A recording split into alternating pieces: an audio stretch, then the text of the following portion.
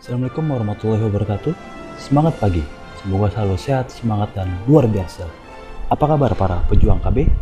Semoga selalu dalam limpahan dan lindungan Allah Subhanahu wa Ta'ala.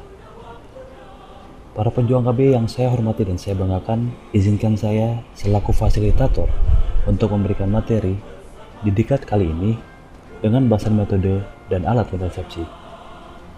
Bapak Ibu dan para pejuang KB, saya berharap dengan adanya materi diklat kali ini, semoga penyampaian di lapangan akan bermanfaat untuk bagi para aseptor yang juga berdampak kepada kemajuan pada Bangga Kencana, salah satu program BKKBN. Bapak Ibu yang saya hormati, kita akan mulai dengan materi pertama, metode dan alat kontrasepsi.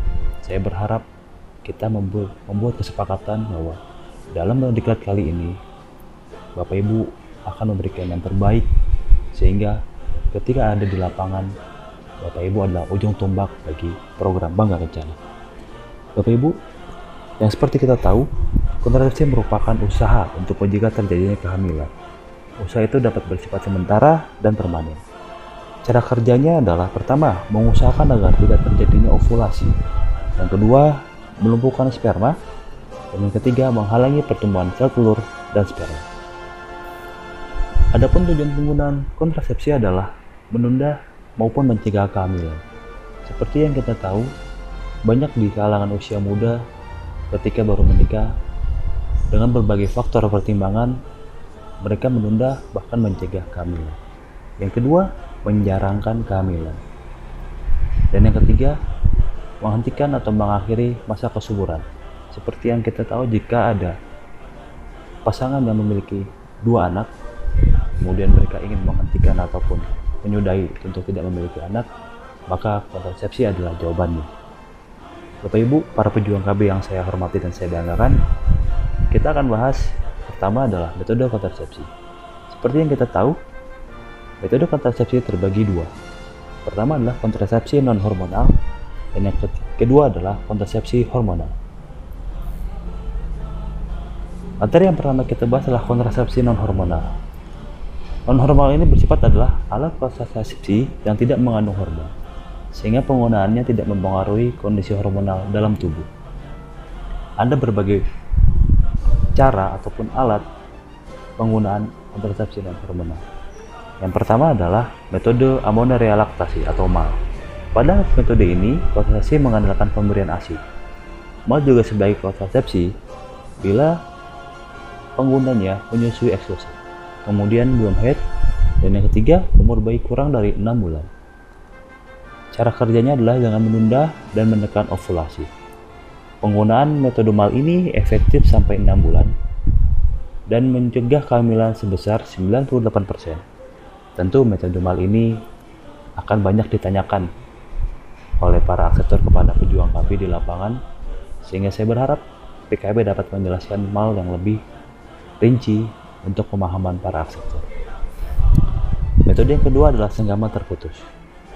Metode non-hormonal kedua ini merupakan metode KB tradisional di mana saat alat kelamin dikeluarkan sebelum ejakulasi.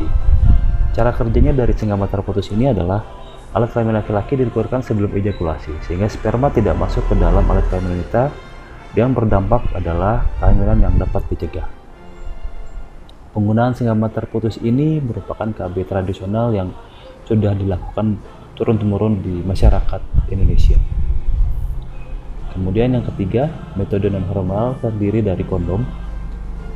Kondom merupakan alat kontrasepsi non-hormonal yang terbuat dari karet dengan tujuan kegunaannya adalah menghalangi pertumbuhan sel sperma dan sel telur. Kondom memiliki pelicin yang disebut spermatisid. Kemudian, adapun penggunaan kondom selain untuk mencegah kehamilan, kondom juga dapat mencegah penularan mikroorganisme dan IMS atau infeksi menular seksual. Setelah kita membahas metode non-hormonal, saya berharap Bapak Ibu dapat memberikan edukasi ke masyarakat di lapangan, dan saya berharap Bapak Ibu tetap semangat dalam memberikan pemahaman tentang alat kontrasepsi non-hormonal kepada masyarakat di lapangan. Setelah itu kita akan bahas metode kontrasepsi hormonal. Metode ini merupakan metode kontrasepsi yang paling efektif dan fleksibel atau reversibel untuk mencegah terjadinya konsepsi ataupun kehamilan yang tidak diinginkan. Pada kontrasepsi hormonal pertama akan kita bahas adalah pil KB. Pil KB ini merupakan pil yang berisikan hormon kombinasi dengan progestetin sebanyak 28 tablet diminum setiap hari dan untuk mencegah pelepasan telur dan mencegah pertemuan antara sperma dan sel telur. Cara kerja dari pil KB ini Bapak Ibu, pertama menekan ovulasi, kedua mencegah implantasi, kemudian yang ketiga lendir serviks mengental sehingga sulit dilalui oleh sperma, pergerakan tubuh terganggu sehingga transportasi telur dengan sendirinya akan terganggu pula. Ada efek samping dalam penggunaan KB, bahwa tidak selalu muncul pada setiap orang dan biasanya hilang setelah 3 bulan seperti mual, flek pada masa haid, sakit kepala, dan nyeri pada payudara. Penggunaan pil KB ini didukung juga sangat efektif dalam penggunaan kontrasepsi hormonal. Selanjutnya, pada kontrasepsi hormonal kedua, kita akan membahas implan. Pada kontrasepsi hormonal berjenis implan ini merupakan kontrasepsi hormonal yang berupa batang kecil berisikan hormon yang diletakkan ataupun yang ditanam di bawah kulit lengan atas untuk bekerjanya untuk menghambat sperma untuk mencapai sperma dan mencegah pelepasan telur. Adapun efek samping penggunaan implan ini merupakan adanya perubahan pola pendarahan pada haid. Cara kerja pada implan adalah menebalkan mukus serviks sehingga tidak dapat dilewati oleh sperma, menghambat terjadinya ovulasi, dan mencegah implantasi.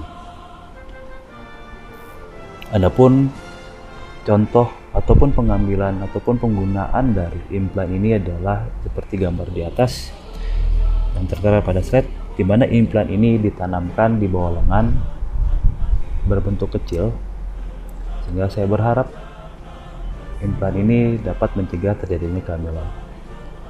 Demikian Bapak Ibu para pejuang AB, materi yang saya sampaikan metode hormonal dan non-hormonal.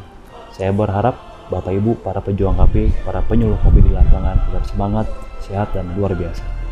Salam KB, berencana itu keren. Assalamualaikum warahmatullahi wabarakatuh.